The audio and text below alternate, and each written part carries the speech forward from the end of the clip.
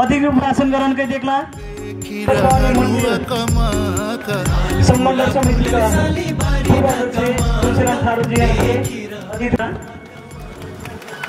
Osaka आसन गराउन क्रम निरन्तर जारी बा पेन्सिलद्वारा जारी बाटो कालीग्राम दाङीज्यू हफे अधिकृत आसन गराउनकै देखला मैगर जीवा प्रेमराज श्रेष्ठ ज्यू हफे मैगर जीवा गाउँपालिकाका अध्यक्ष तत्व बहादुर पौडेलज्यू हफे मैगर जीवा कृपया जोरदार ताली बजाएर धन्यवाद ज्ञापन गरी मधुइक तेग बहादुर खत्रीज्यू हफे अधिकृत आसन गराउनकै देखला मैगर जीवा वडा सदस्य रीता दमाई जी हफे मैगर जीवा देखला मैगर जीवा असाका 3 नंबर वडा सदस्य हाम्रो कार्यक्रम शुभारम्भ गरिसकेपछि असाका अतिथिगण लगायतका सम्पूर्ण उपस्थित कलाकार लगायतका यी कार्यक्रममा नाच हेरायल दर्शकहरू आफ्नो आफ्नो स्थानमा उठ्कन हाम्रो राष्ट्रिय गानमा शरीर देखला मैगर जीवा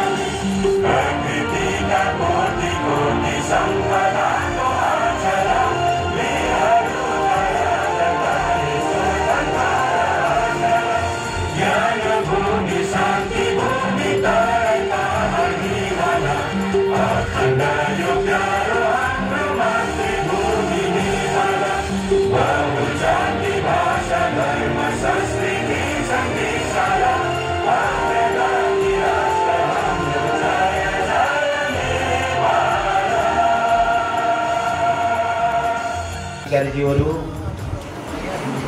3 नम्बर वडाभित्रका सम्पूर्ण टोलबाट उपस्थित हुनुभएका बडगर तथा मतवा ज्यूहरू र आजको यस कार्यक्रमलाई सभ्य र भव्यताका साथ सफल पार्ने भनेर आउनुभएका कलाकार भाइ बहिनीहरू र हाम्रो निम्तो स्वीकारेर आउनुभएका सम्पूर्ण वडा नम्बर 3 का सम्मुख रहती गणेश 5 देव रक्षा रहे ब्रह्मा विष्णु महेश भन्ने भावका साथ दसैँ विशेष विवाह सांस्कृतिक कार्यक्रम 2082 को यो आयोजक राष्ट्रिय कर्णाली गाउँपालिका वडा नम्बर 3 वडा कार्यालय आयोजक रहेको यो कार्यक्रम उद्घाटन भएको जानकारी गराउँछु। धन्यवाद। पुजिटा हिसाबले हाम्रो चाहिँ कार्यक्रम उद्घाटन गर्दै हाम्रो आज प्रमुख अतिथि द्वारा उद्घाटन हुई साउंड को तरह वो व्यवस्था करा हमार दक्षिण का टीम कहाँ बात है अपने प्रवेश बात कृपया जोरदार ताली ताली बजाई ताली ताली